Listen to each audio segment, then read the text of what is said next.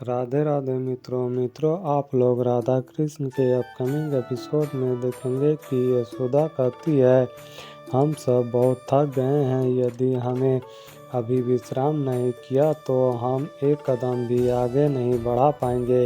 यदि तुम हमारे लिए नहीं रुक सकते हो तो ठीक है, तुम अकेले मंदिर चल जाओ, हम सब यहीं से वृंदावन लौट जाएंगे। तो कृष्ण कहता है क्षमा कीजिए, किंतु मुझे अकेले ही आना होता तो मैं सबको इतना कष्ट क्यों देता। वो मुझे एक स्वप्न आया था और स्वप्न में स्वयं नारायण आए थे और नारायण का आदेश है समस्त वृंदावन को आना होगा उनके दर्शन के लिए।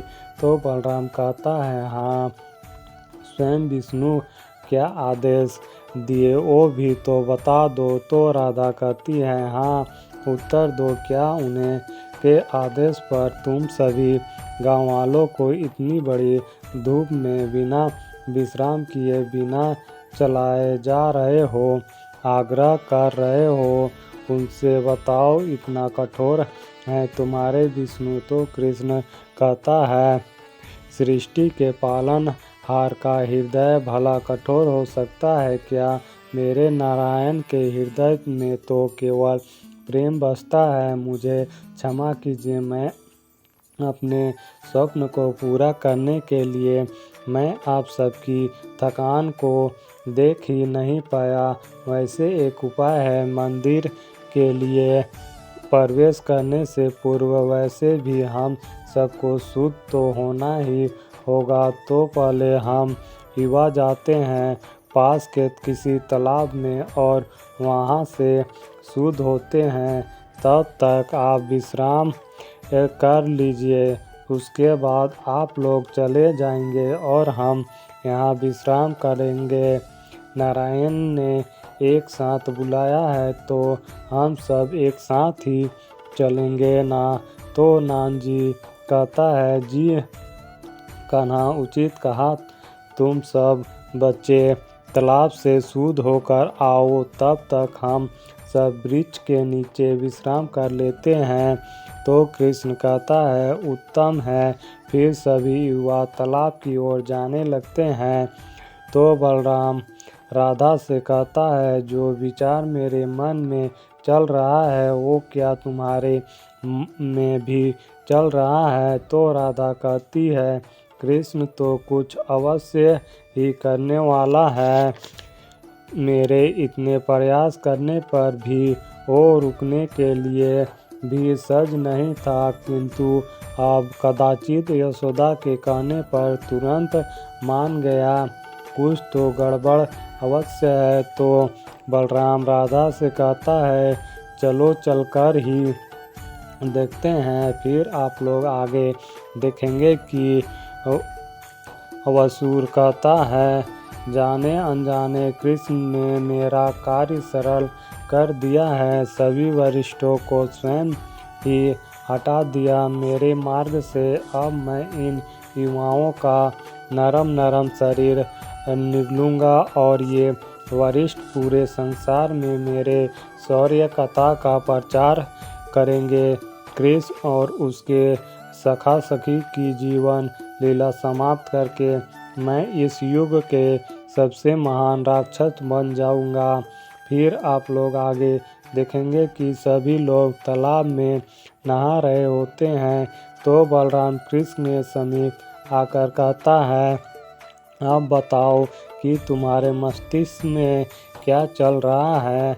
ऐसे वरिष्ठों और युवाओं को अलग अलग करने का क्या तात्पर्य है। तो कृष्ण कहता है इसका कारण ये है दाऊ, जो मैं करने वाला हूँ वो ये सह नहीं पाएंगे। तो बलराम कहता है पहलिया मत बुझाओ, सीधे सीधे मुझे बताओ कि करने क्या वाले हो तुम। तो कृष्ण मौन रहता है। फिर कृष्ण राधा की ओर देखता है और राधा के ऊपर पानी छिड़कने लगता है। तो राधा चिल्लाते हुए कहती है ये क्या कर रहे हो, मेरे सारे वस्त्र गीले कर दिए तुमने। तभी सभी सखियां हंसने लगती हैं। तो राधा कहती है बहुत आनंद आ रहा है तुम सबको मेरी इस अवस्था पर। तो ललिता कहती है वो तो है, परंतु तुम क्रोधित क्यों हो रहे हो? राधा कपड़े तो गीले हुए हैं, थोड़ी देर प्रतीक्षा करो, सूख जाएंगे। फिर कृष्ण ललिता को भी भिंगा देती है। तो ललिता कहती है तुमने मुझे गीला क्यों किया? तो कृष्ण बिना कुछ बोले सभी को पानी से भिगाने लगता है। फिर सभी लोग एक दूसरे को पानी छिड़कने लगते हैं। फिर आप लोग अघासुर कहता है मैं यहाँ कृष्ण के जीवन के खेल का अंत करने को आतुर हूँ और ये है कि इस व्यर्थ के खेल में मग्न है। इतनी प्रतीक्षा की है तो कुछ क्षण और सही इस स्मृतियाँ को अपने हृदय में बसा लो कृष्ण, क्योंकि तुम अंतिम बार सुख की अनुभूति कर रहे हो। फिर आप लोग आगे देखेंगे कि बलराम कहता है बस अब रुक जाओ, बहुत हो गया अट्ठास। तो कृष्ण कहता है क्या हुआ, अभी तो खेल आरंभ हुआ है।